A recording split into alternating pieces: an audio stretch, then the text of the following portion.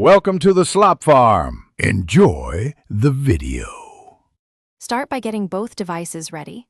Update software, then connect the Apple TV and your iPhone to the same Wi-Fi network, because AirPlay requires a common network to stream. Make sure Bluetooth is on the iPhone to aid device discovery. It won't stream, but helps quick pairing. Once done, unlock your iPhone and keep it near the Apple TV box.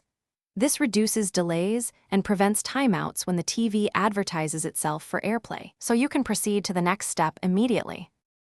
Now initiate AirPlay. Swipe to Control Center and tap Screen Mirroring or AirPlay to see available devices. Choose the Apple TV name that matches your box. If a 4-digit code appears on the TV, type it into your iPhone to verify the connection and secure streaming. Once you select it, wait a few seconds while the devices negotiate resolution and latency settings.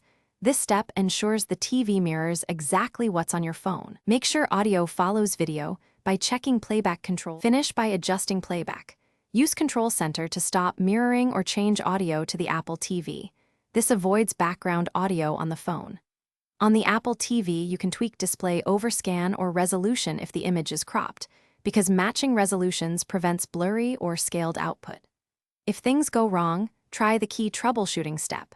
Restart both the iPhone and the Apple TV, then reconnect to the same Wi-Fi. That clears common network or service discovery issues and usually fixes pairing failures. Thanks for watching.